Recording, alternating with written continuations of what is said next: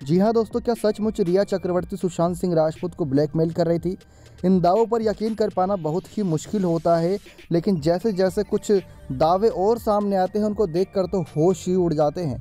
क्योंकि दोस्तों अब ये चर्चाएं हो रही हैं कई सोशल मीडिया पेजेस पर कि जिस दिन दिशा साल्यान ने इस दुनिया से अलविदा कहा था और 14 मंजिला बहुमंजिला इमारत से कूदकर अपनी जान दी थी, उसी रात सुशांत सिंह का घर छोड़ा था रिया चक्रवर्ती ने। आखिर ऐसा क्यों? इसके पीछे कई सवाल खड़े कर दिए हैं सुशांत के कई फैंस ने।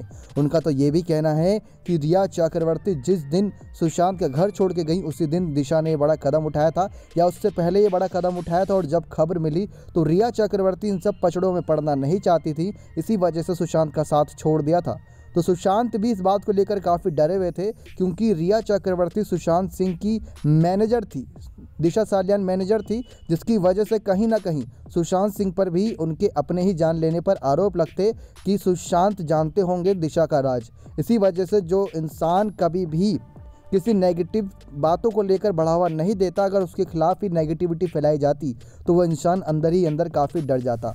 दोस्तों ये बात हम नहीं कह रहे, बल्कि खुद सुशांत सिंह के पिता ने भी कई बातें कही थी, और उन्होंने केस भी इसी बात को लेकर दर्ज कराया था कि रिया चक्रवर्ती सुशांत के घर से सारा सामान लेकर चली गई थी उस दिन जिस दिन दिशा ने अपनी जान ली थी। और साथ ही साथ दिशा के केस में फंसने के बाद सुशांत अगर बात आगे बढ़ती तो रिया का नाम भी सामने आता, इसी वजह से सुशांत का नंबर भी ब्लॉक कर दिया था उसी दिन। तो दोस्तों ये सारी बातें जो एक बार फिर से मिलाएं तो कहीं ना कहीं ये बात अपने आप में ही अटपटी लगती है, लेकिन इन दावों पर कितना यकीन कितना झूठ देखा जा सकता है वो आपका नज़रिया आप पर डिपेंड करता है। खबरें न्यूज़ों में काफ़ी सुर्खियों में थी, लेकिन धीरे धीरे ये सारी खबरें दब सी गई हैं। लेकिन आपकी क्या राय है दोस्तों? क्या सचमुच आपको भी लगता है कि ब्लैकमेल की साजिश थी, या फिर सिर्फ एक कोइंसिडेंट कह सकते हैं? आपकी राय काफ़ी अहम है। नेक्स्ट 9 लाइव की रिपोर्ट।